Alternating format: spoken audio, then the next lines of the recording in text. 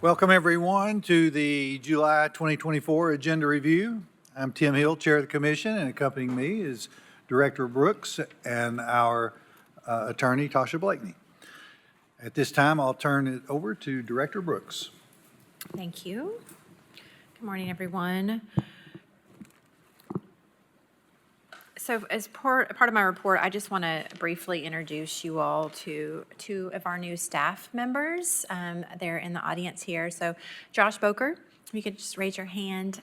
He joined us last week as our agency's graphic designer. He graduated from the University of Wisconsin, Stout, with a degree in graphic design and interactive media.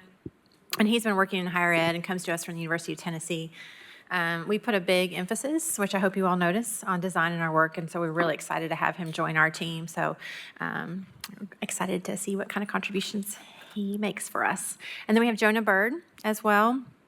And he recently joined our team as a planner in our transportation group. He is an East Tennessee native. He grew up in Chattanooga, and he received his bachelor's in architecture from Vanderbilt University, and he just completed a master's degree in geography with a concentration in planning from Appalachian State University. So he'll be working on multimodal planning, contributing to bicycle, pedestrian, and transit planning in the region. And we are really excited to have him on board and working with our transportation planning group. So welcome. So now I'm going to turn it over to Aubrey Weiland. She's our research associate, and she's going to review our 2023 development activity report. And everybody should have a copy of the report in front of you. And if you don't, we have copies for you before you leave. Hey, Aubrey. Thanks, Amy. As Amy said, I'll be reporting on the 2023 Development Activity Report. This is a report on indicators related to development in Knox County throughout the 2023 calendar year. We produce an update of this report every spring, and we have been doing so for about 35 years. We use building permits, rezonings, and subdivisions as metrics to discuss development in this report. Rezonings and subdivisions are handled by planning, and building permits come to us from the county, city, and town of Farragut. We use building permits to tell us what is being built or completed right now, whereas rezonings and subdivisions give us an idea of what's coming in the near future. This graphic represents the percent change from 5 years previous in 2019 for residential and non-residential uses of each indicator. Residential rezonings and building permits were higher in 2023 than in 2019. This fits expectations given the local focus on housing development since 2020. Residential subdivisions were lower in 2023 than in 2019, but non-residential were higher. And in this presentation, we'll look into details of these three growth indicators. Starting off with building permits, the chart on the left summarizes residential and non-residential permits by sector. Northwest County had the most overall with over 2,000 new units, just dwarfing every other planning sector. Last year, Southwest County was in the lead with 1,062 units, and this year there were only 348 in that sector. And the chart on the right shows the difference in growth in just Northwest and Southwest County's sectors from last year's report to this year's. There's a huge change both in Northwest County and in Southwest County.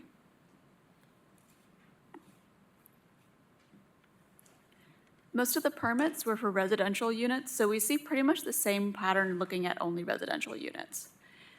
We report residential units by 4 types of structure: single-family detached, multifamily, mobile homes, and single-family attached. One trend that has cropped up in recent years is a surge in multifamily housing, including outside of city limits, which was not the case a decade ago, either before or after the Great Recession. In 2023, there were more multifamily units permitted than single-family detached houses. For the past 2 years, about 50% of all housing units permitted countywide have been multifamily units. This is tied to apartments for UT and market response to the need for housing at multiple price points, including affordable housing. And a high percentage of residential permits in the city of Knoxville are for multifamily housing. Pictured here is Yardley Flats, which is one of the apartment buildings that will frame the sides of the new multi-use stadium. Its approximate value is $30 million. But the biggest development permitted in the county in 2023 was Levano, Knoxville. which is bringing 348 units to Blunt Avenue in South Knoxville for $81 million. Southwest County had the most non-residential permits at 32, and most of those permits were for commercial use. While the number of permits is significantly lower, the non-residential investment in Knoxville is still substantial. There were only 127 non-residential permits issued, but they were valued at an average of $2.7 million each. In comparison, the average value of residential units permitted was $230,000. One non-residential development that's on a lot of our minds is, of course, the previously mentioned stadium. It's supposed to be done by this time next year, and the downtown stadium's permits are for an investment of $80 million. This doesn't represent the full cost of the project.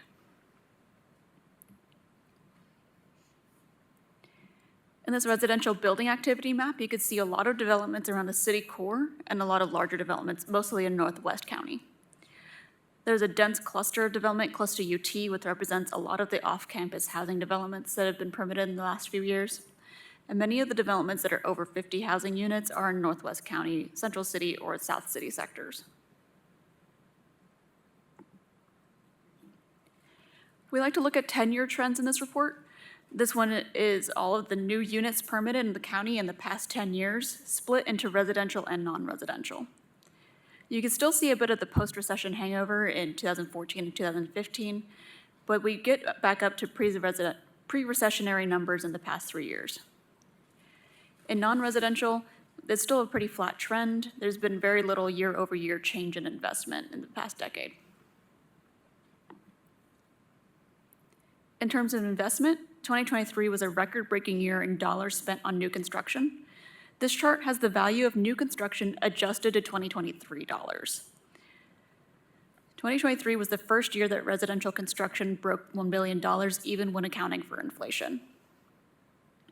Nearly $1.2 billion in residential construction were spent, and $338 million was spent in non-residential construction. Once again, we can see there's post-recession values in 2014 and 2015 before investment picks back up.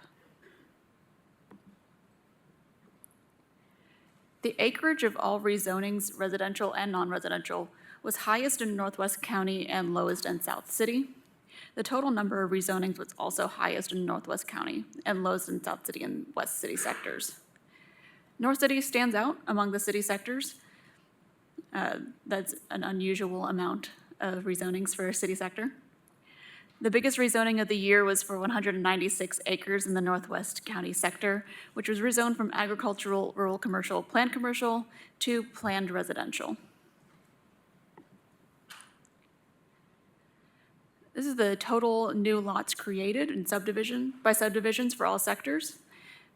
The 1,100 lots created in the past year was fewer than the previous 2 years. However, at 32 lots, there were more non-residential lots created than in the past 4 years. We track final plats, some administrative plats, but not concept plans for this data.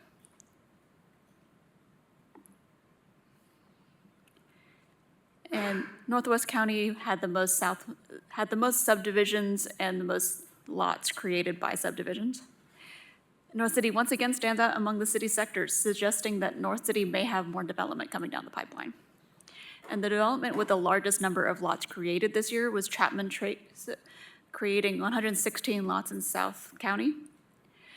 But the development that subdivided the highest acreage property was Midway Business Park, which is on 341 acres in East County. A few final takeaways. Northwest County drew the most attention in almost every chart I showed. Building permits, rezonings, and subdivisions, Northwest County has it all.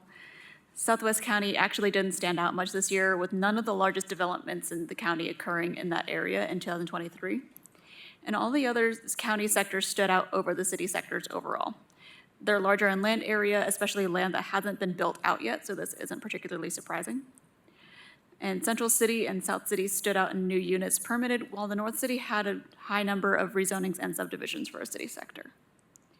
And I'm happy to answer any questions for you. If there are any, feel free.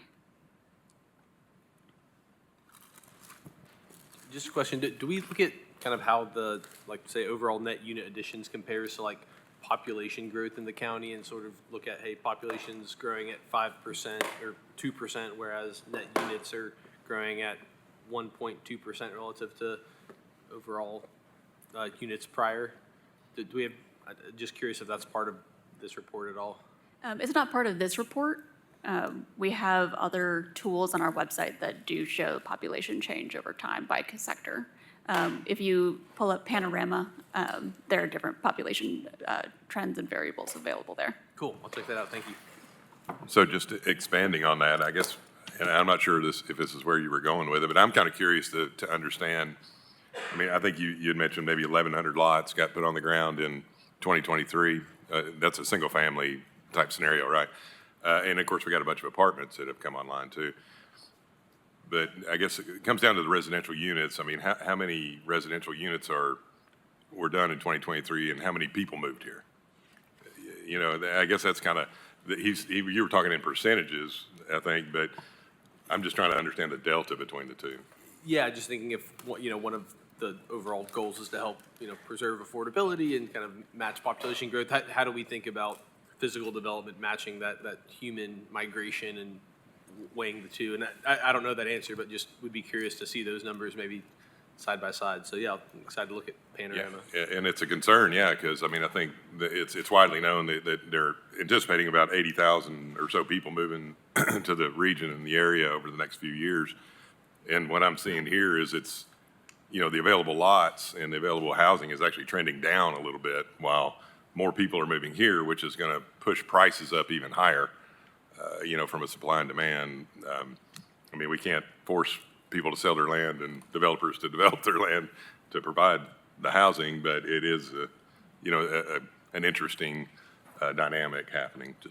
Just a comment.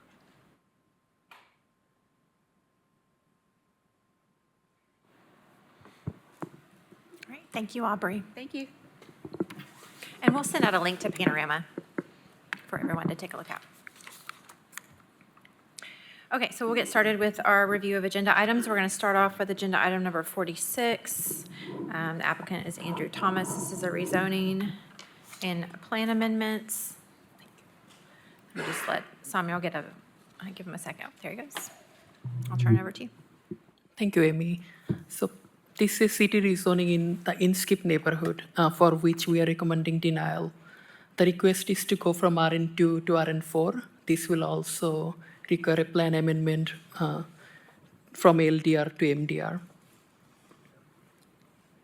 This part of Inskip neighborhood is predominantly zoned RN1 and RN2, with some properties north of Parkway Avenue zoned RN5. This includes the, I'm going to turn on my laser. This includes the two adjacent RN5 properties along Inskip Road, as you can see. The general development pattern in this area consists of detached houses and duplexes, with multifamily developments primarily on properties zoned RN5. The subject parcel currently accommodates a duplex.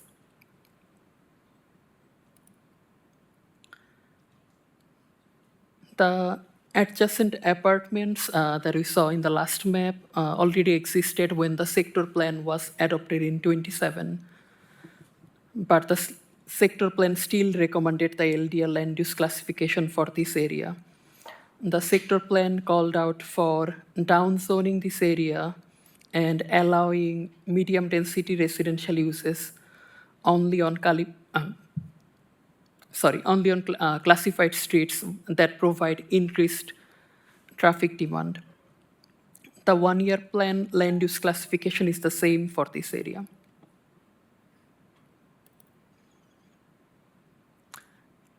Inskip small area plan, which was adopted in 2011, echoed the desire to downzone the area to conserve the lower density residential character of this neighborhood. The plan recommended downzoning the property south of West Parkway Avenue, which includes the subject property. These recommendations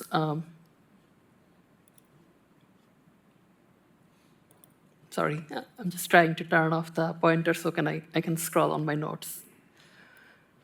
These recommendations were reflected by general rezoning initiated by the City Council in 2013, which incorporated additional community input. Staff recommends denial of the MDR classification in RN4 district because it is inconsistent with the sector plan and INSCIP small area plan. The present RN2 district is comparable with this plan's recommendation of R1A district. There has not been any major improvements on INSCIP Road or West Parkway Avenue since the adoption of these plans. Recent significant development in this neighborhood is at least 1 mile away from the subject property. The increased density that could result from RN4 development is not supported by the lack of pedestrian connectivity in this area. As you can see in this map, the lack of sidewalks, which are represented by the red lines. The closest transit route along Cedar Lane, north of the property, is being discontinued according to the CAT reimagined recommended network report. And lastly, due to the small lot size, and RN4 development could feel much more dense than that of surrounding area here. Any questions?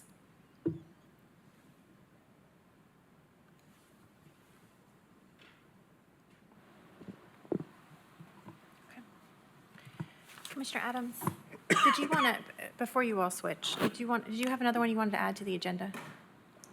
If you could add 45 for discussion? Okay. Samuel, that is your case, correct? 45 is on Sevier Avenue?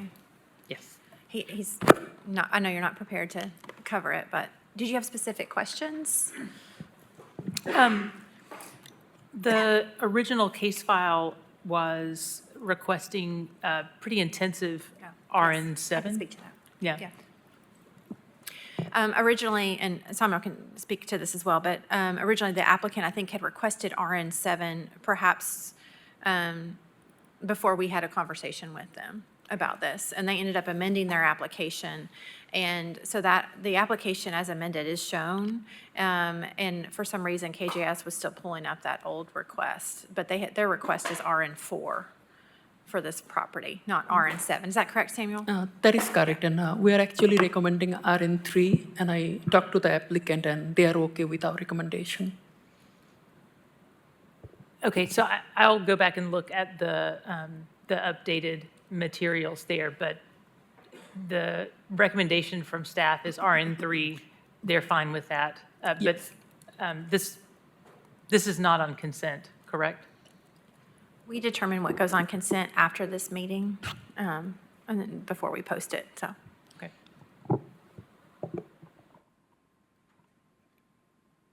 But if there's things that you want us to cover now, we can, are you interested in the development potential on the property? I'm trying to recalibrate my questions because of what the case file what I was looking at originally, and the RN7 being so, in my opinion, out of scale with what the area is. So that I need to get cozier with the RN3 options that are there, just to understand what that is, and like what the most intensive option would be under the RN3 recommended. Yeah, that would be, so they can request, in RN3, they could do duplexes, and then they also could do townhomes. It's all limited by the size of their lot. Correct, yeah. And if they were to do townhomes, it would have to come back before you all for a special use review. And I know, Samuel, you did some kind of back-of-the-envelope calculations of what they potentially could develop, Yeah, correct, but- under RN3? In terms of number, it's not that high. With RN3, they can do up to 1 duplex in each of the 2 lots. And if they were to combine these 2 lots, it would still be the same 2 duplex. Okay. In terms of townhouses, the maximum they can do, if these 2 were combined, is 6 units via special use approval. Okay. Thank you. Thank you. Okay, now we'll turn it over to Whitney.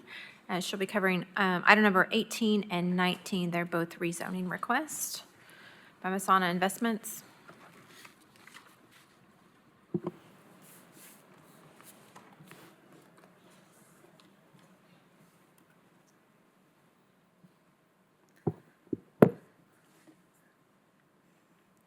Okay, this is a rezoning request in and the technology overlay from agricultural to planned residential up to 5 dwelling units an acre. This property is 6.71 acres, the west side of George White Road, north of Rather Road.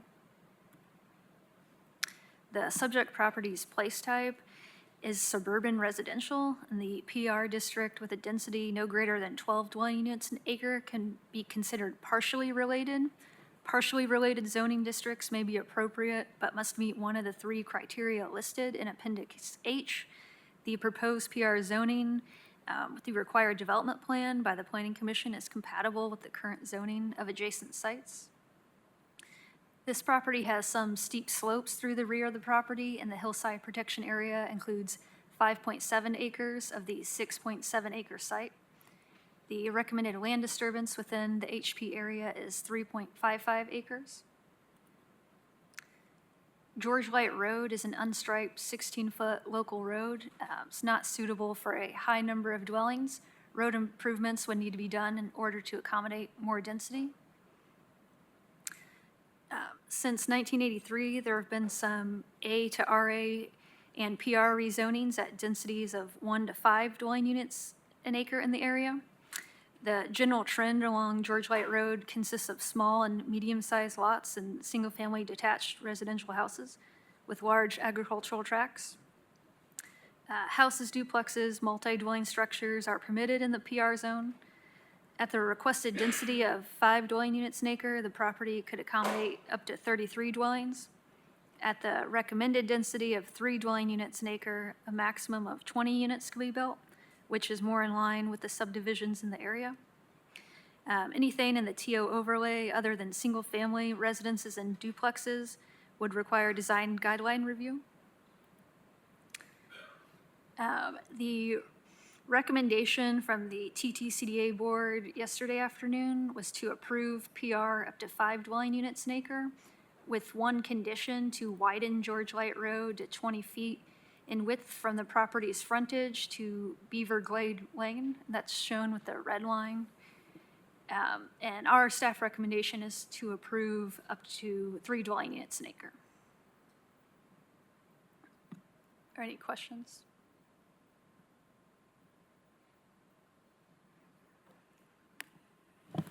Has the applicant agreed to widen the road? Sorry? Has the applicant agreed to widen the road? Yes. So I can speak a little bit to the TTCA condition. So yesterday, that was a question that was asked of the developer, and he did say that he was willing to do that, but it would require some fiscal analysis. So he didn't commit to widening that in its entirety, just on its face, but said he would be willing to look into that. So there was a little bit of discussion back and forth regarding that.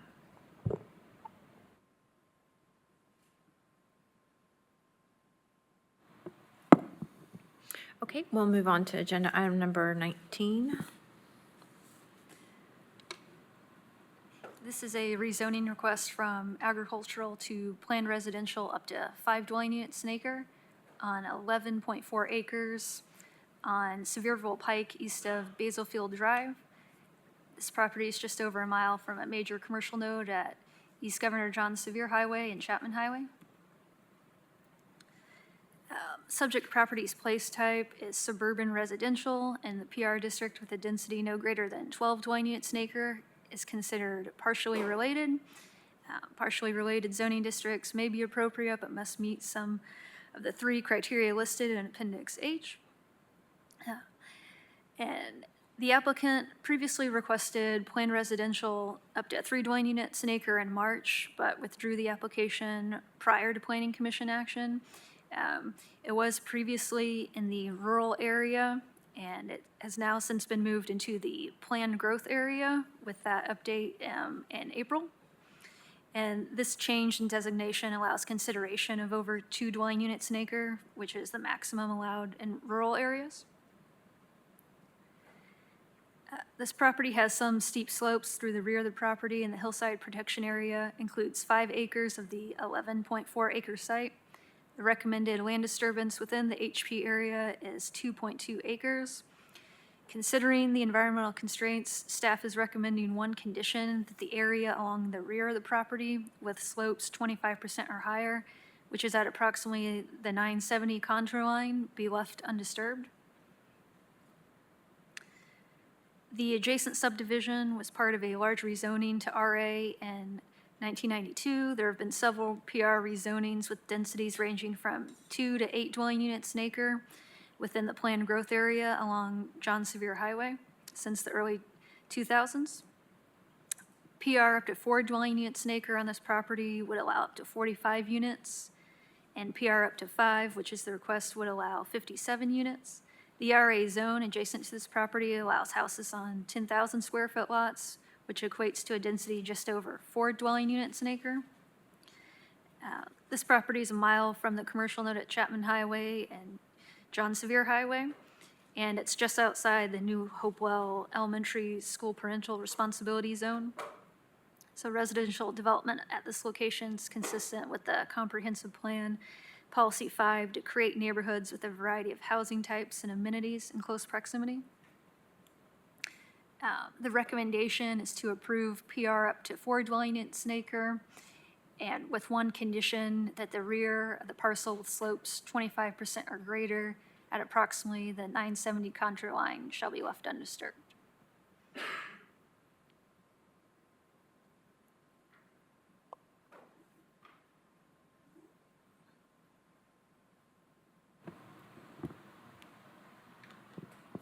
Okay. Seeing no questions, thank you, Whitney. We will switch over to Jesse for items number 44 and 36.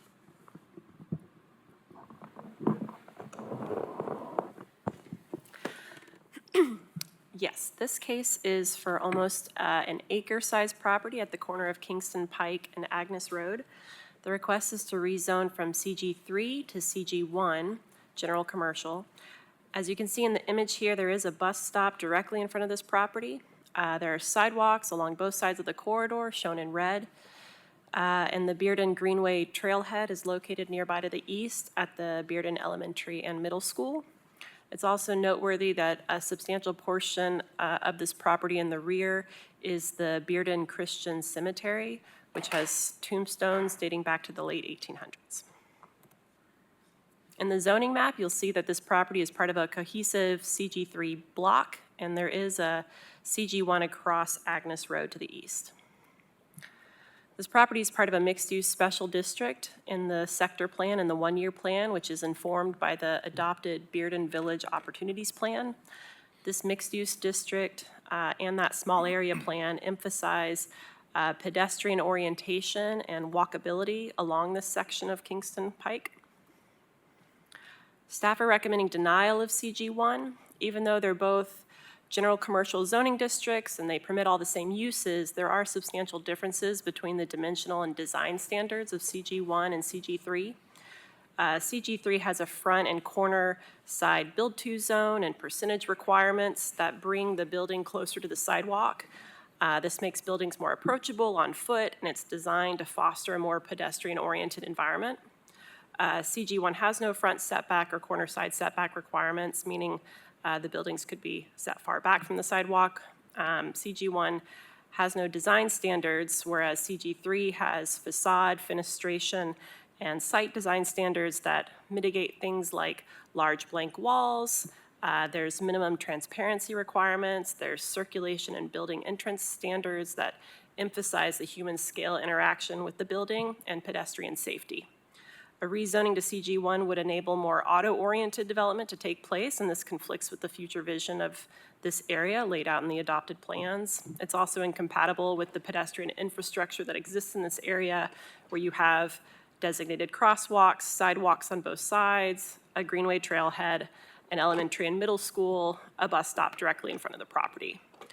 There's also pedestrian safety that should be considered on the site itself with the historic cemetery in the rear of the lot. For these reasons, we recommend denial of CG1 and maintaining the CG3 zoning that exists. Happy to answer any questions.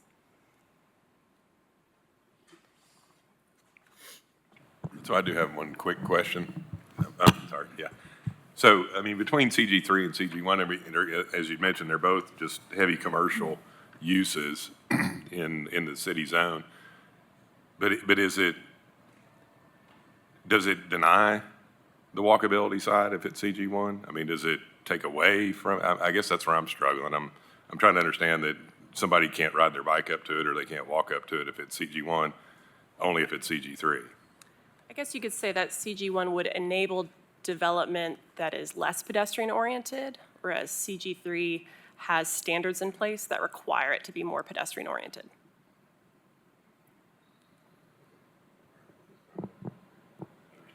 Yeah. Yeah, I'm hearing that as it's the design standards as the primary difference between these two zones, that the applicant, tell me if I'm wrong, the applicant will be able to conduct the commercial activities that they want to conduct in either zone, but the current zoning of CG3 encourages the type of design standards that will help with that walkability and that greater sense of pedestrian access and community as opposed to a more automotive experience. Yes? Well put, yeah. Okay. All the uses are the same. Do we know what the use is? I mean, what the applicant is planning on doing there? Or? We, as staff, try not to consider potential uses at the rezoning stage, but there was a pre-submittal meeting for a drive-through facility.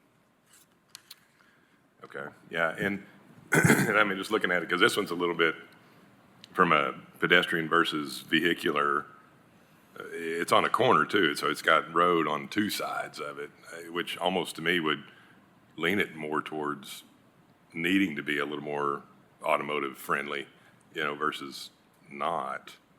I'm just thinking out loud. I'm just trying to review the file here.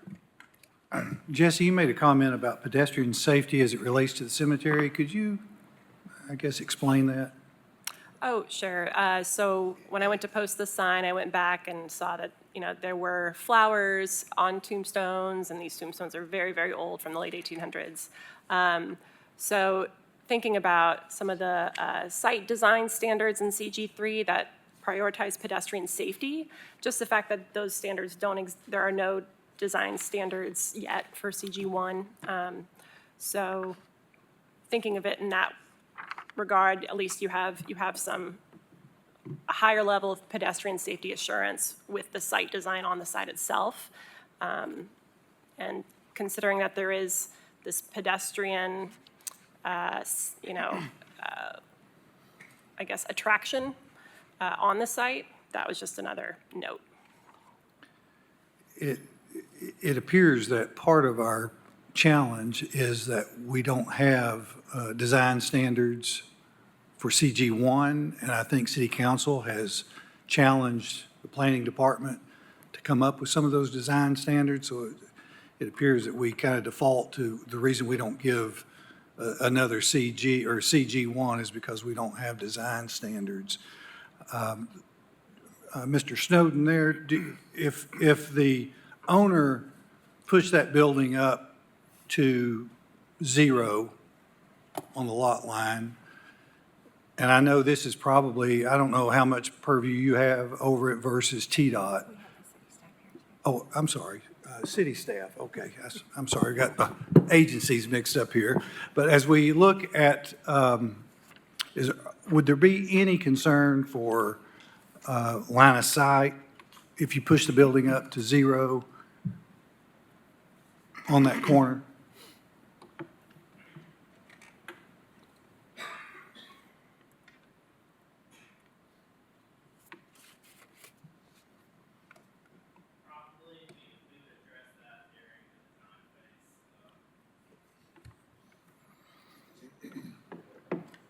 Any concern about curb cuts as it relates to pushing the building up to 0?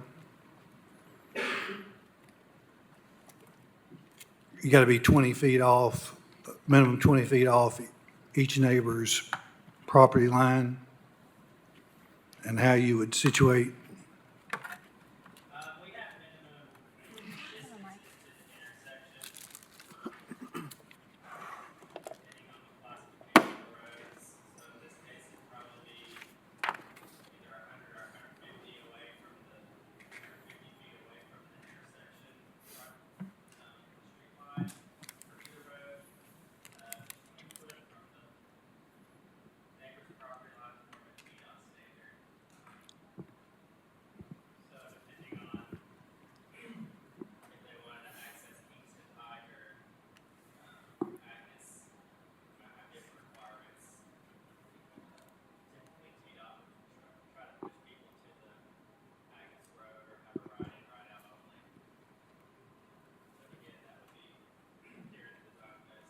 Thank you.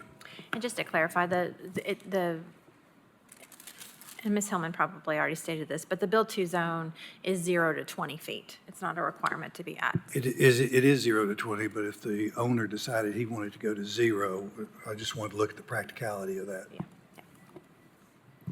This may have been mentioned, I may have missed it, but I know that we've discussed this area a lot. Is there a specific overlay or design goal for this intersection in this area? Like a long-term plan or something for this? There is a TDOT plan to widen that North Shore and Kingston Pike intersection. Is this part of the Bearden plan as well? Yes, that's correct. Okay. Is there any way that that could be like added to the staff report to, or like the relevant pages of this, or maybe a link sent out to that plan? Because I'd like Certainly. to look at that. Yeah, absolutely. When you said Bearden Plan, is that the same thing as Homburg Plan? There's a Bearden Village Opportunities Plan. It's a small area plan. I can show you on the website. I may be fixing this. Yeah, if you want to pull it up, and then we can also send out a link. I will say that, and one of maybe either city engineering or county engineer can correct me if I'm wrong, but the intersection improvements that TDOT was proposing did not make it into their 10-year plan. It doesn't mean that it couldn't come back up next year, but currently it's not part of their short-term You mean plan the for North improvements. Shore? Yeah, North Shore, I'm sorry, North Shore and Kingston Pike. Yeah. So small area plans are identified here, and there's the Bearden Village Opportunities Plan. So you can, and I'll send this out via email, but just so you know how to navigate that section. Uh-oh. How do I extend it so I can see what I'm doing here? I can't see.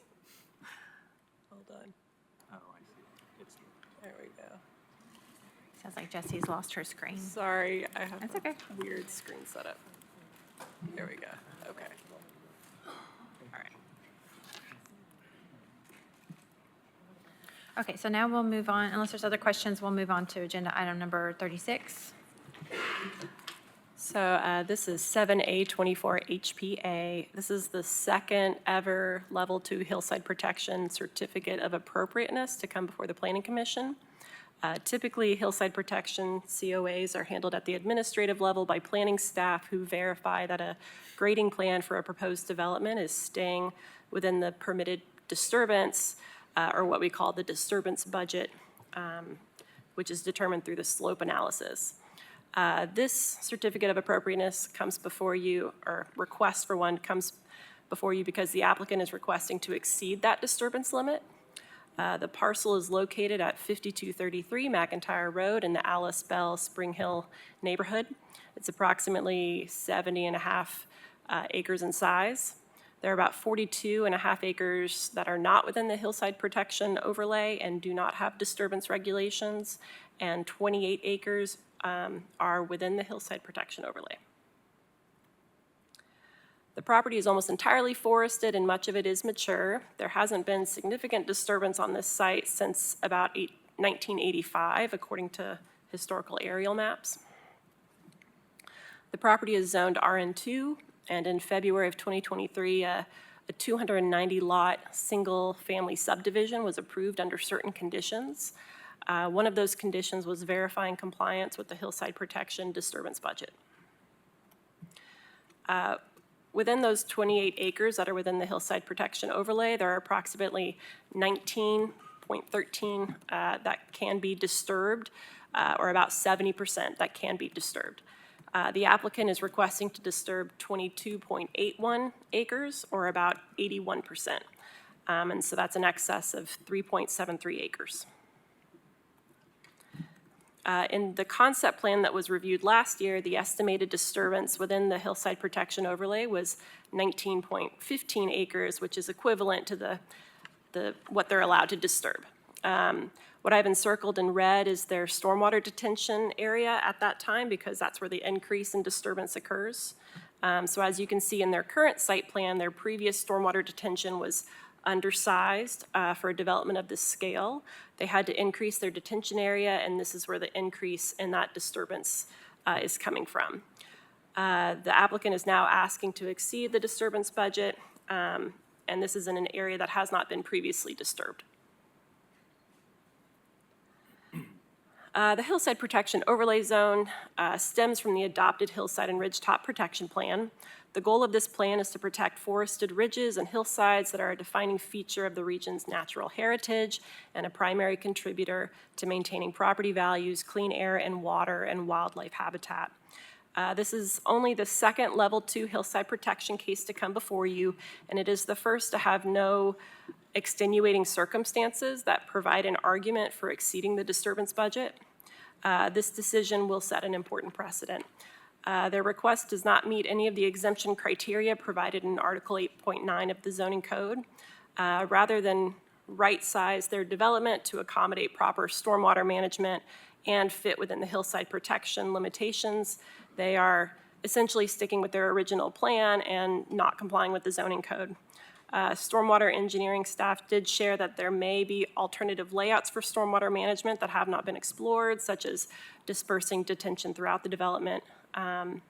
There is no hardship here that prevents compliance, and complying does not deprive the owner of reasonable use of their land. So we do recommend denying this Level 2 COA. Happy to answer any questions.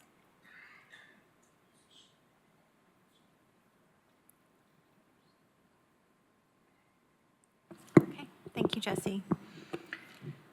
Now we'll go on to agenda item number 20. And these are, the next four are Mike Reynolds cases. We'll let him get set up.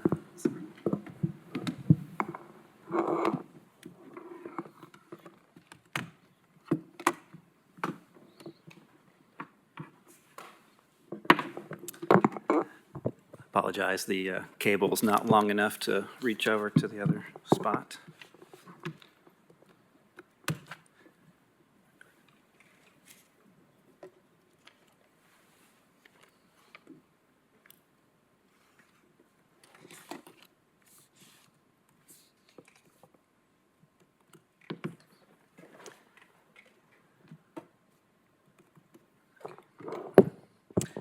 All right.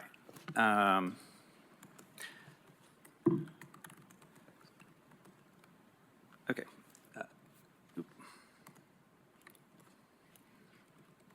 There we go. Okay, the first one we're going to go over is 7W24RZ. So what you see on the screen are several associated rezonings, but the one on the right side in the red dashed is the property under question here.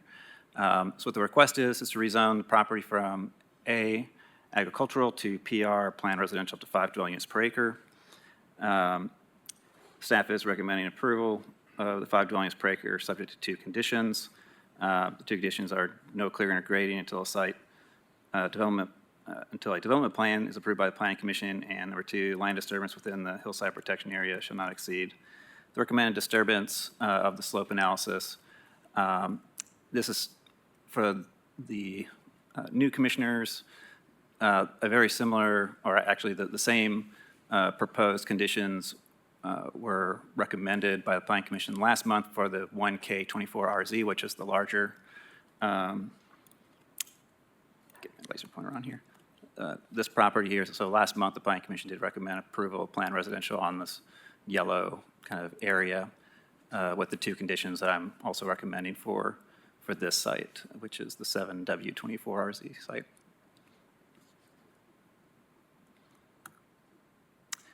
You see that this, so if you're not familiar with this area, it's off Chapman Highway, down by Seymour, right near the county line.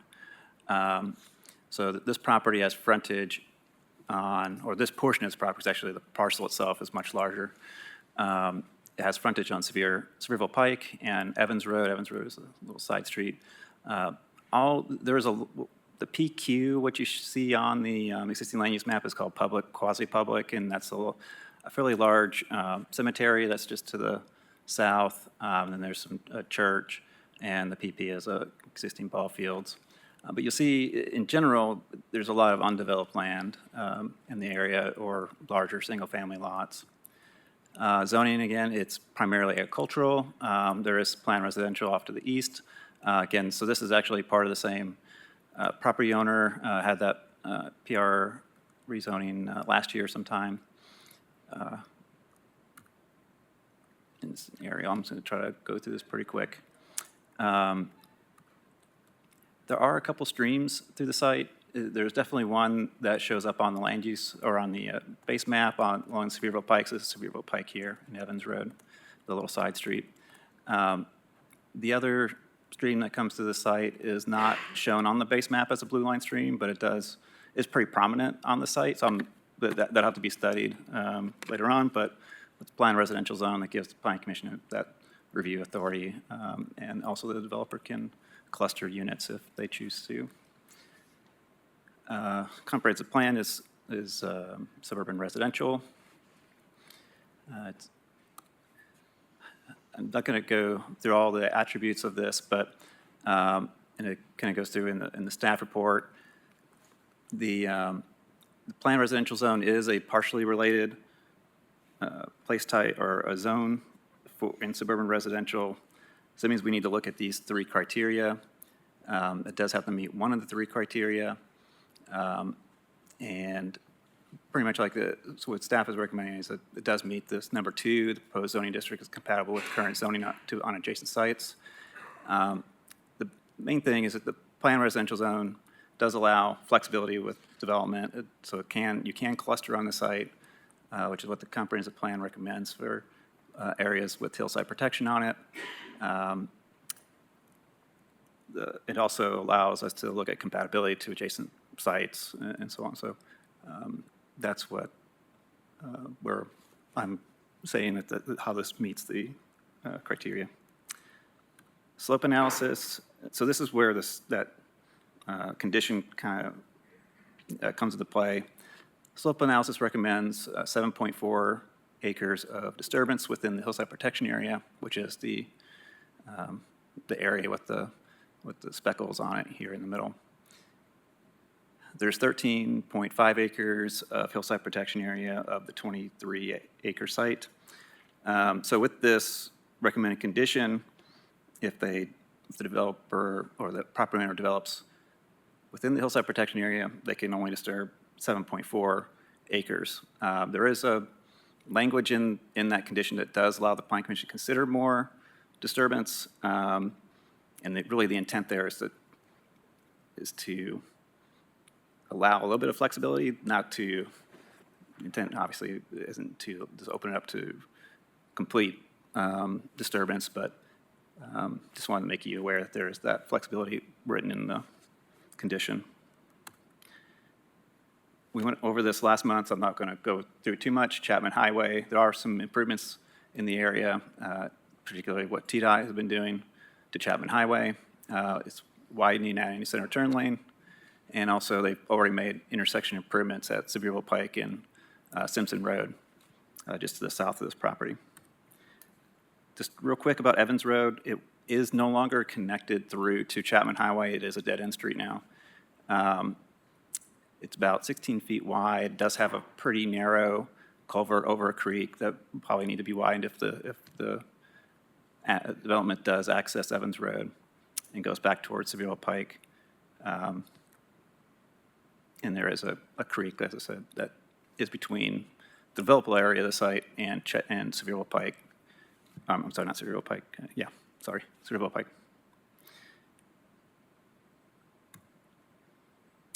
And as I stated previously, we're recommending approval of planned residential up to 2 dwelling units or 5 dwelling units per acre with the 2 conditions. Anybody have any questions? What relationship does this have to the Bauer Field activity that took place yesterday? So Bauer Field is just to the south where the rezoning 1L24RZ is located. They're postponing that for one more month because it requires a plan amendment. The plan amendment can't happen until next month. So it's related only that it's adjacent, but it's not on the same portion of the property.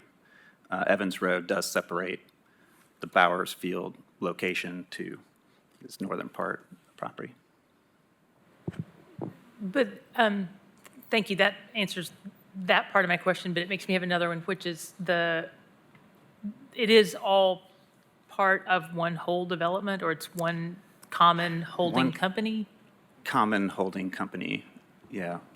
And that would be a good question for the applicant themselves about what, if they have a plan for the entire site, just sort of in general what their plans are specifically. I guess what I'm getting at is the division of the applications, I guess why they have been divided. Well, I can do my best to help address that. So like I said, the Planning Commission did hear, let me get to this, 1K24RZ last month. It was originally a January application. They could not apply for the subject site back at that time because the growth policy plan did not allow consideration of this request. So they chose to hold off on applying for this portion of the property. That's why it's a separate piece. And the other ones, it made more sense to separate the residential rezonings from the commercial rezonings, just so that we can talk about them separately with it and not have them as one application, which kind of complicated everything. So that's why there's a lot of different applications. And for those of, especially the newer planning commissioners, they had two other rezonings back in January on the south side of Chapman Highway to CA General Business and Planned Residential as well. So, we've 5 applications total with this kind of grouping of rezonings. Yeah, thank you. I just needed a little reminder on some of that history, but also just the whole picture there. So I guess I have a question too. I'm a little confused, and not to add more confusion to an already somewhat confusing request. The Bower Field that you brought up, I thought they had made application. I guess I thought it was going to be on this agenda. Did they remove it? No, well, so what happened is the comprehensive plan designation for the site does not allow consideration of the CA zone, so they need to amend the comprehensive plan. That can only happen in August, so they need to push it back to the August agenda. But they were okay with that? They have to. I guess because I was, and I know we're because this is all kind of new But yeah, territory. they're aware of it. I mean, they haven't been pushing back against it. It is what it is. It needs to be in August. Yeah, I guess because I thought, as a body, we could consider it if we wanted, because I know we haven't really considered any of we haven't yet, have we, considered any of the new No. changes? No, and let me just add that, yes, an applicant can ask you all to consider, if it's an application before you, staff is recommending postponement, we would strongly recommend postponement for consideration for this to go forward in August, to adhere to that schedule. As well as, Mike mentioned the CA, that was something that we were already considering. When I talked about earlier during our workshop session related to this matrix and how, as we are getting applications and reviewing them with this new plan, we're identifying, there's maybe where we didn't necessarily capture all the zones in the appropriate place type. So we do want to make some recommendations associated with that. And that was actually separate from this case. So, but it's technically on the agenda, it's just recommended postponement. Am I understanding that? Yes, that's correct. Okay. Yeah, just, again, I just feel like we're in this transitional phase right now. We haven't really implemented any of the changes there. This one is, I think it's a legacy thing, and I get the impression it's somewhat time sensitive. I know because they just met with the city, or pardon me, the county, and donated 100+ acres to Legacy Parks to try to do some stuff with respect to Bowers Field. So anyway, I'm just trying to understand, and if we need to move forward or if it's postponed. Thank you.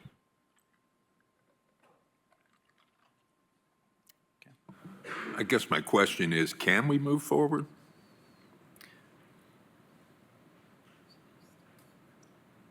On the plan amendment?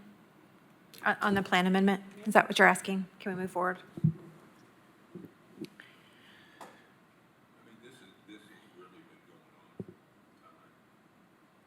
And there's a lot of work that's gone into this that I personally, I've kind of watched into this, and I just wondered why we couldn't move forward. I will say, and Mike, please correct me if I might have my details incorrect here, but the plan amendment was not actually submitted back in December for this particular piece of property. Is that correct? It had a sector plan amendment sector plan amendment, application. okay. Yeah. It was for a slightly smaller area than they are requesting now, but it did require a sector plan amendment as well. Okay. Yeah. And ultimately, it's county commission's decision whether or not, I mean, they also have to agree to hear it and when to hear it as well. So if you all were to move forward with it, it would go to county commission and they would have final action on it, either to hear it or to postpone it. So I'll just say, maybe as a slight point of clarification, this might be helpful for you all to understand how it ended up on your agenda. So initially, as we had just said, it came in with a sector plan. And so because the sector plan is no longer in effect, we had to replace that file number, issue a new file number for the plan amendment. But because it had been postponed as it was on the schedule for this particular meeting. But the file number got changed to a plan amendment. But then the recommendation for us to postpone it is to align it with when its counterparts are going to be heard in August. I don't know if that's helpful for you all. I guess somewhat, but I guess that's part of where I was coming from. It's, it's kind of a legacy thing that's been hanging around for a long time. It was tabled, it was taken off, and there was a request made. Now we're under some new rules, but the application was made before, and anyway, I know it's a bit confusing, but. Yeah, and to your point, to that point, Commissioner Huber, so in the city, since we've been doing quarterly amendments for a very long time, so someone can request a plan amendment in the appropriate month that it's expected to be heard, and for whatever reason, it can end up on the table or it can end up being postponed. That doesn't prevent it from being heard in the next month or in 60 or 90 days when it comes back up on your agenda, even if it doesn't exactly align with that quarterly amendment process.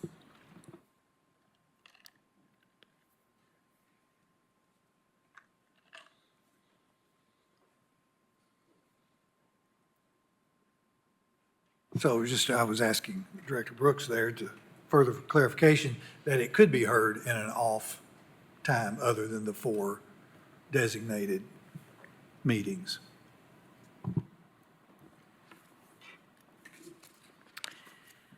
Okay, so we will move on to agenda item number 29, 7H24DP.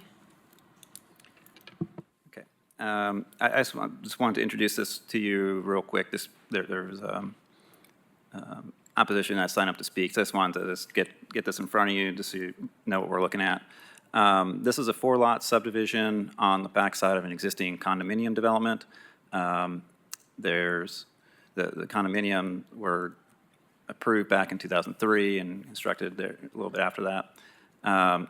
There was this backside of the property that's always remained undeveloped.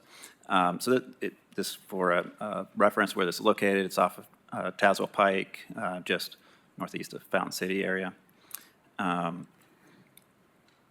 So back in 2016, there was an approval, or I guess a request, for a 23-lot subdivision on the site that was withdrawn. In 2018, came back for 22 lots, which was approved. That subdivision never went forward. This site has a lot of stormwater-related issues. Not necessarily this site, but downstream from this site, there's a lot of water that passes through here. So that's one of the issues. I guess a 4-lot subdivision here, a larger lots, kind of helps with that whole problem. And staff is recommending approval of it, subject to 4 conditions, which are just basic conditions. There's one condition that's a little bit of an oddball, which is that there can't be commercial uses on the site. And really, that is just to put it front and center clarification that which would have been required anyways. And the only reason why I put it in there is because they do have a fairly large accessory structure on the site.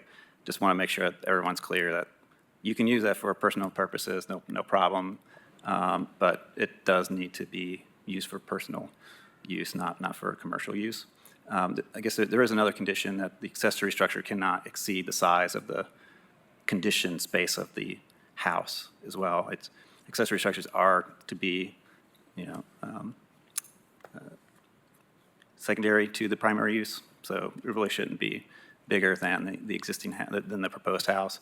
I don't think that's the case. I think they're going to be fine with it, but it is a fairly large structure, so I just want to make sure that they're aware of that.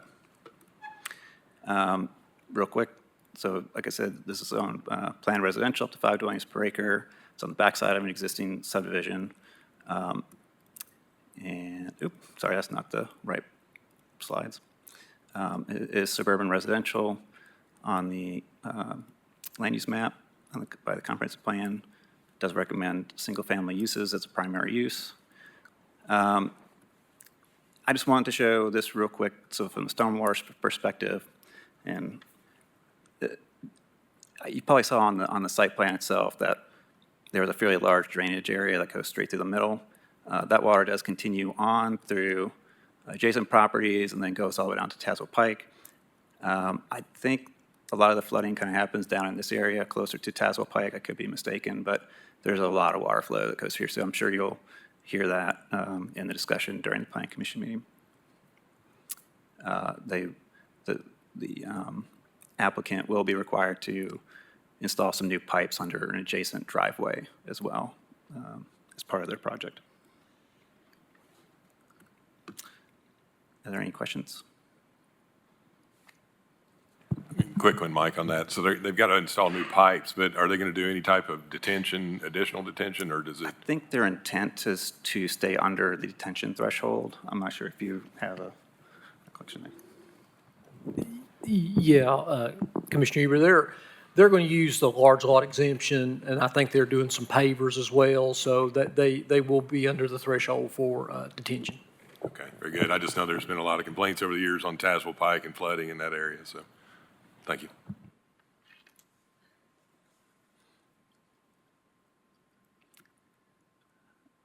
Are there any other questions regarding this case? I know, 31. Yep, number 31, this is 6B24UR, Easy Stop. So this request is a use on review application because they're requesting 3 separate uses that are listed in the CN zone, the neighborhood commercial zone, that are listed as uses permitted on review. So those uses do have to be approved by the Planning Commission before they can be permitted on a site.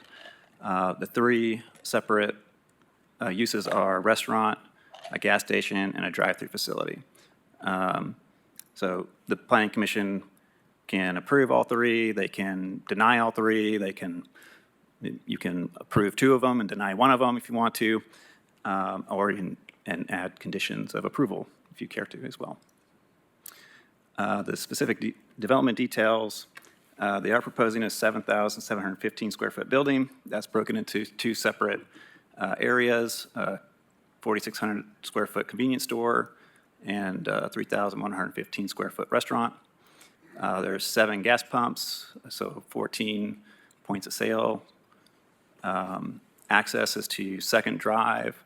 They need to widen Second Drive to about 20 feet and provide a sidewalk along their frontage of Second Drive.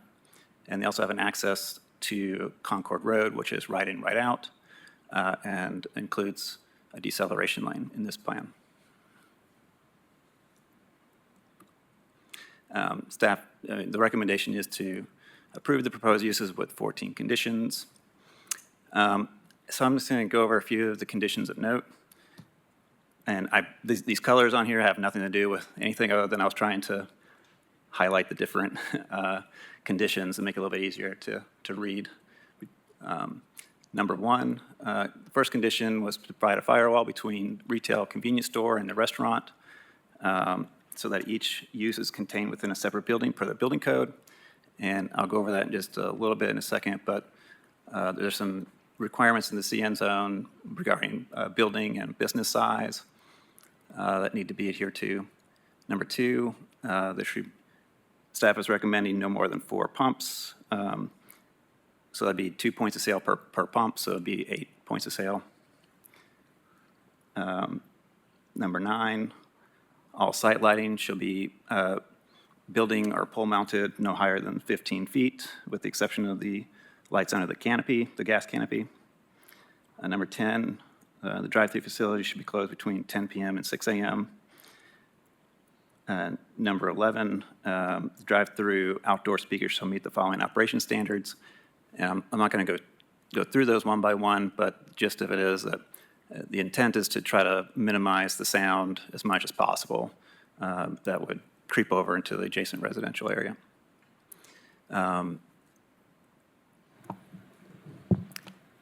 Just to orient everybody, so the Star is the site. It's on Concord Road. It's adjacent to historic Concord Village. To the south is North Shore Drive. If you're familiar with North Shore, there's the roundabout at Concord Road. So Concord Road goes up to Kingston Pike. I'm sorry, this is Concord Road. This is North Campbell Station, I believe, or maybe South Campbell Station. Zooming a little bit more with the zoning map, the area on the west side of Concord is in the city of Farragut, or town of Farragut. As I mentioned before, this is adjacent to the historic village of Concord, which is the hatched area. And it does have a local historic zoning overlay district. Second Drive is to the south. It does extend back into the neighborhood. It's approximately 15 feet wide now. So like I said, it does have to be widened if approved, if this request is approved. Site is primarily vegetated now, and so that their site is here. Just a lot of comments from public so far had to do with the cemetery and concern with the cemetery, protecting the cemetery. Just wanted to point out where that is. There is a historic Masonic Lodge, I believe is here. Concord Road has recently been widened by TDOT. It is a 4-lane facility now with the central median, the turn lanes. So part of the tough part with this application is the intent of the neighborhood commercial zone. So it provides the opportunity to locate limited retail and service uses in a manner convenient to and yet not disruptive to established residential neighborhoods. It's intended to provide for the recurring shopping and personal service needs of nearby residents. Development should be compatible with the character of adjacent subdivision or adjacent neighborhood. And this is kind of where we're having a little bit of a rub. It's a fairly decent-sized project, and how to fit this within the intent of the CN zone, which is to provide limited services to adjacent residential areas. And it is on a 4-lane Concord facility. It does have a lot of traffic, but it is still adjacent to neighborhoods and trying to best match it to the zoning that it's in. So that's where a lot of the staff recommended conditions come in, trying to reduce the amount of pumps, try to reduce lighting height, and so on. So things to try to help reduce the nuisance to adjacent residential and try to get it more into conformance with the intent of the zone district. The next part I have on here is dealing with the building size regulations in the CN zone. It's kind of unique to the CN. So it has, no building can be no more than 35 feet in height, which is pretty typical. But the second part says no individual building or commercial establishment shall have a floor area exceeding 5,000 square feet.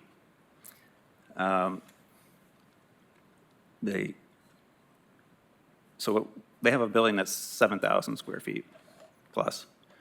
And there is one owner, one business essentially here, but they are 2 separate types of uses. So the staff recommendation is to require a firewall between the 2 uses, so it essentially creates 2 buildings, even though they're connected, which then brings it in conformance with the CN zone.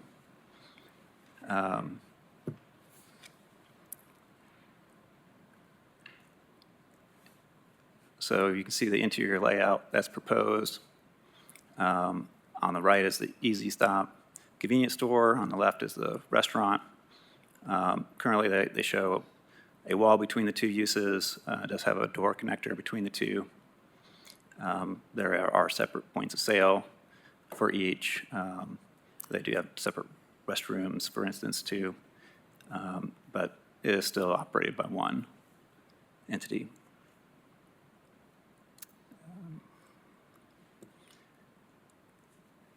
The CN zone does have pretty extensive landscaping requirements. They are intending to maintain up to 25 feet or close to 25 feet of existing vegetation along the rear property line adjacent to the cemetery. You'll see that it's not consistent across the entire rear property line, but they're trying to maintain as much as possible. There is a condition that during the permitting stage, they document the trees that are existing and ensure that what's maintained and what's installed ultimately meets the intent of the screening standard of the CN zone. Because otherwise, there'd be a much deeper and more extensive new landscaping involving evergreen trees and deciduous trees and so on, but they're trying to maintain as much existing mature vegetation and then supplement that mature existing vegetation with some new to fill in the gaps. But it's just not detailed enough at this stage to say whether it's going to meet the intent as shown or if they're going to have to modify that just a little bit.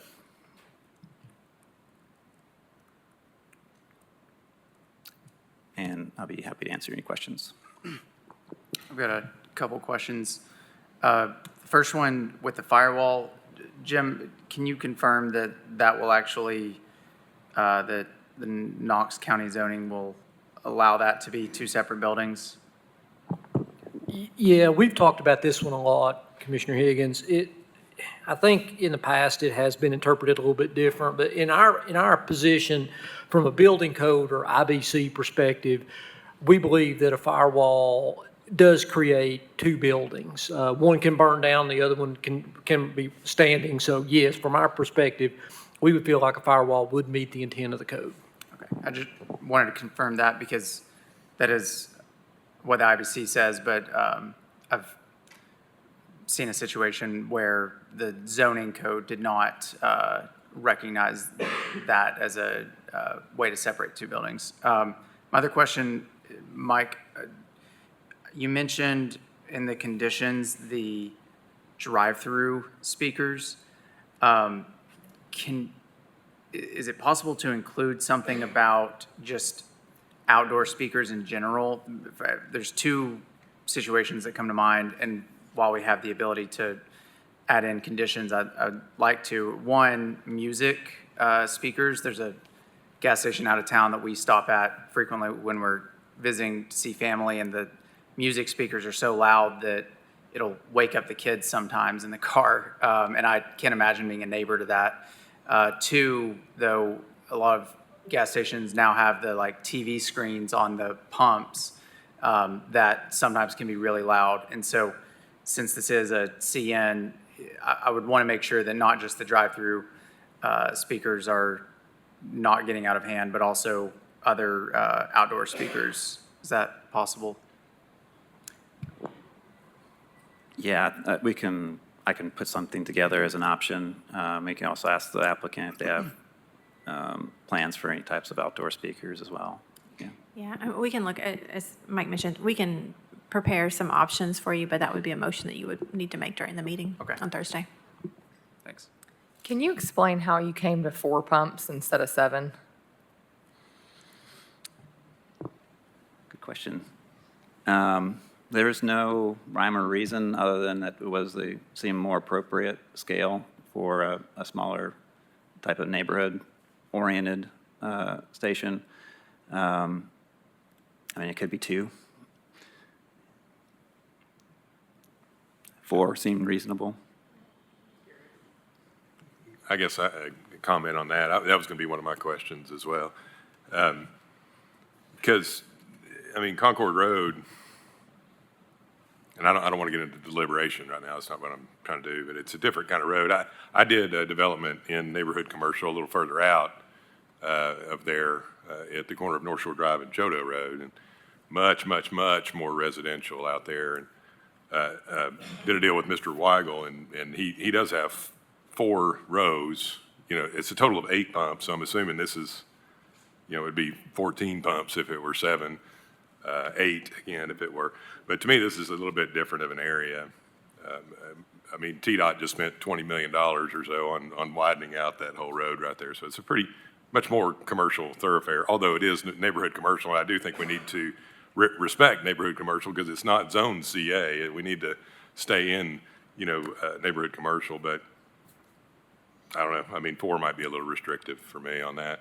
But also with the right turn only going on to Second Avenue, I think it is there. Can you explain a little bit of where that's coming from? Just trying to reduce as much cut through the neighborhood as possible. I don't think this development is really keyed towards pushing people down Second Drive. Anybody that lives in that subdivision or historic Concord Village can turn right onto Concord Road pretty easily and then get back on Loop for a little bit up and then back into the neighborhood if they need to. I think that's just to try to get people back towards Concord Road as much as possible. Yeah. Yeah, and I'm curious about that because I recall, again, when I went through all of my zoning and design for markets at Chodo, you know, everybody's like, oh gosh, that's going to be, you know, we'll never use that. We won't ever come there. The neighbors, you know, that were opposed at the time, now they all love it. You know, they want more restaurants and more commerce out there. Rich knows, he lives out there.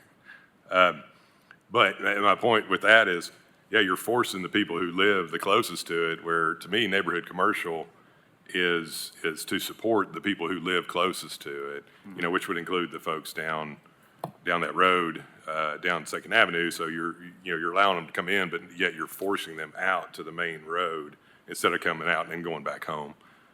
Yeah, I mean, I think that's a minor component of the recommendation overall. So I'm not sure how many people would turn left out of there anyways, but the point is trying to keep that to a minimum as possible, because you could, if somebody was going back to Loop Road, they could just decide, rather than trying to get onto Concord where it's busy and a lot of high-speed traffic coming out of that loop, just to go through the neighborhood instead. So it's just trying to force people back to Concord as much as possible. Thank you. I've got 2 things. The first one is about the size of the building and the firewall. And I hear what you said, Mr. Snowden, about that being to fit the code. But does that fit the zone, like the intent of the CN zone? Because it seems like if the requirement was 5,000 or less, and this structure as a single structure, even though it has a firewall, the feeling of it in that community is not, it's going to be more of a big box feeling rather than a small feeling. Yeah, that's a bit of a challenge for sure. And I think at least splitting the 2 uses as much as possible is what the intent there is. And they could split this into 2 separate buildings and meet the code just fine and not have a problem. So separating it by a firewall, while it's still connected, like 2 connected buildings, it's at least 2 separate uses or buildings by at least the code, building code, and provides, you know, like as Director Snowden mentioned before, it at least gets it into compliance as much as possible with the CN zone and the International Building Code too. So. The other, I'm not sure if this is for Mr. Snowden or you, Mike, because if you haven't read this yet in the comments that came through, there was a very extensive and as probably close a parallel as we'll be able to get in terms of an apples to apples to this development, and one that's already taken place on Washington Pike. and Weigel's location there, and there's a lot of documentation in terms of the sound impact from the vehicles themselves, from the radios and, speakers. It does not have a drive-through, I don't think, but, so this one actually be a little more intensive than that one. And then the lighting and the landscaping and things that essentially weren't ever actually done, that were supposed to have been done, and it fell back onto the resident there to pay for and deal with the impact. And so my question is about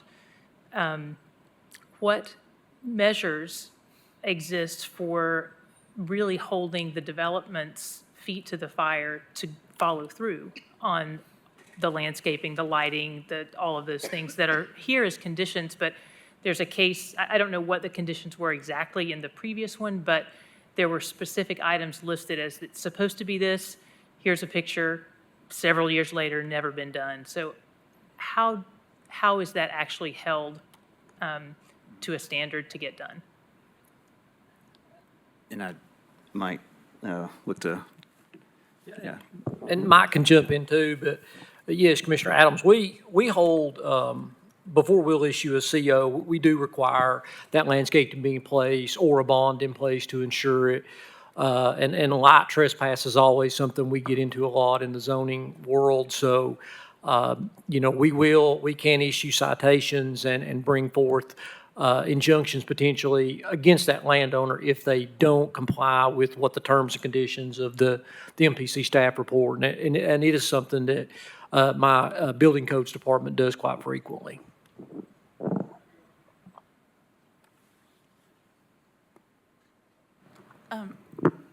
Are you good? Okay. I have a question about, I guess, whether the extent that it's legal for us to impose conditions that aren't necessarily in the zoning code, because it's my understanding that the number of gas pumps, the lighting, and something else aren't requirements in the zoning code. And it's also I'm an employment lawyer, so I'm not trying to act like a genius here, but it's my understanding that under Tennessee law, we can't just arbitrarily impose conditions that aren't in some capacity within the zoning code. And then there's a recent Supreme Court case about takings, constitutional takings. And so I guess I'm just concerned about, or I'm just asking for more clarification on how far we can go with that, because I don't want to make decisions that are, arbitrary and capricious, so.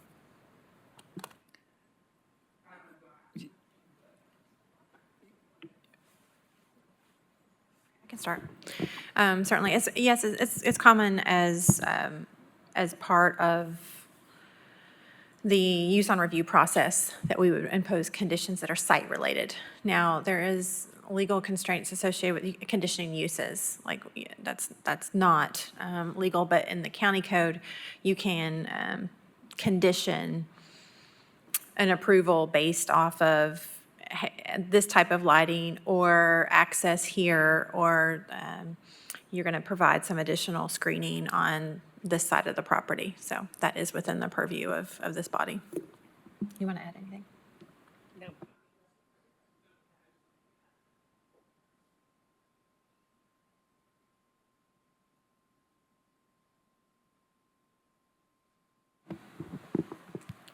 Okay, thank you, Mike. We will move on to your last one here, one in North Shore Town Center.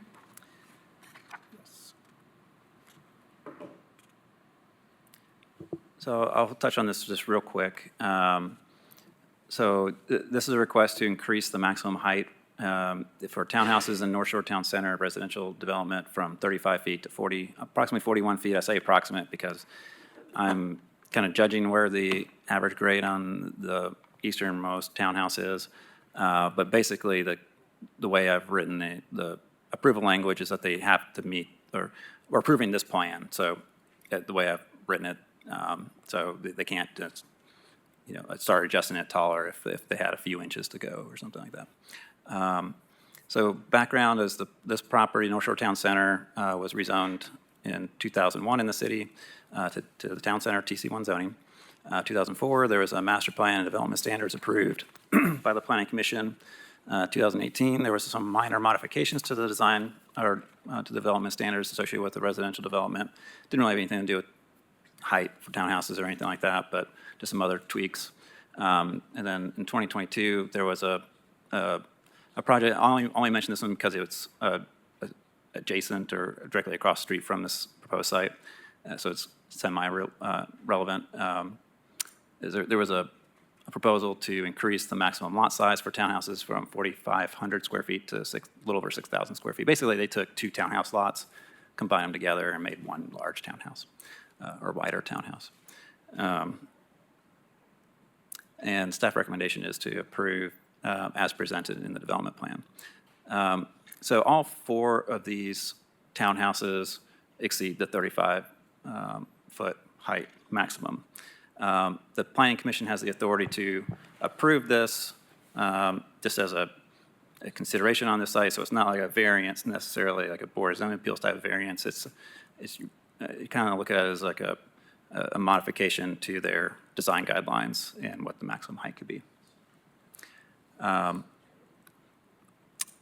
Just real quick from an aerial standpoint, this is North Shore Town Center. You got North Shore Drive, Pell City Parkway. If you're familiar out here, there's the Target. So this lot is here. It's right behind the Target. So again, it's this site. It's surrounded by townhouses. The townhouses just to the right on the image are the same townhouses.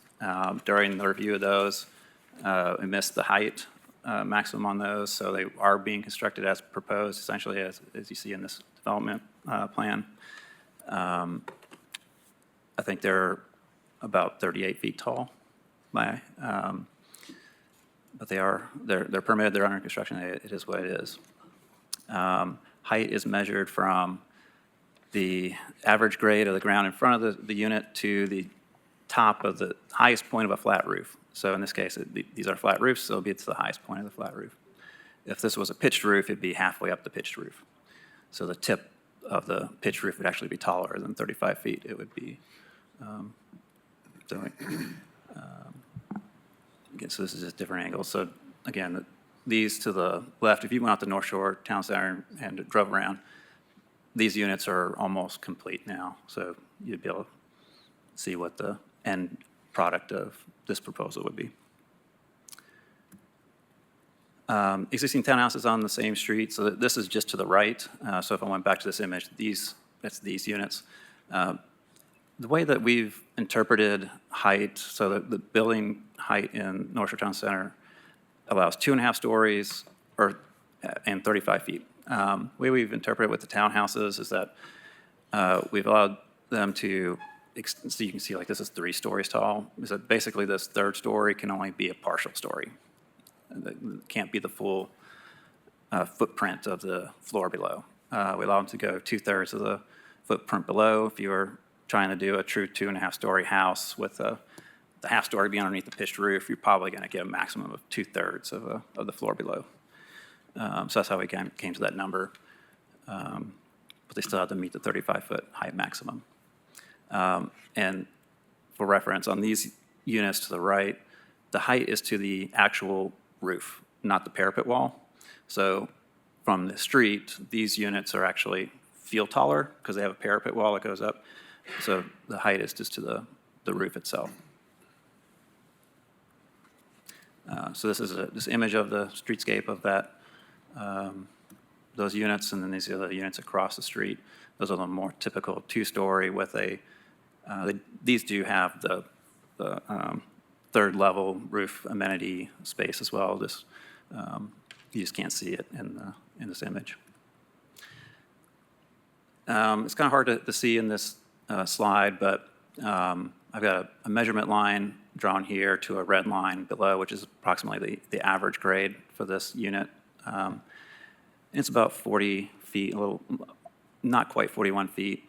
And then the other 3 units to the left are about a little bit less than 40 feet tall to the very top of the upper roof. These units have a basement. They have main level, second level, and third level. So they are 4-story units. It's not atypical for this development. There are several townhouses that have a very similar layout. It's just that these units have a taller basement level than the other ones, evidently. If I go back to the site plan, you'll see that the sites are very small. This is the alley behind. I can't remember how far these are off the alley, if they're like less than 10 feet, probably. I mean, they're very small sites, so they're cramming these units in as best they can.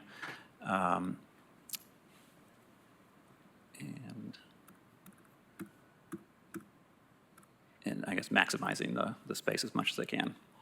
So they can't really, if they push down the building to get the height lower, then they're going to have some issues probably with some water in the backside of the property that might be able to handle that with some storm drainage maybe, but it would, and their floor elevation their basement floor elevation would end up lower than the alley behind. So it's not I'm sure there's a way to handle that if they need to, but just wanted to make you aware that if they need to push it down, they are going to be going down lower than the adjacent alley.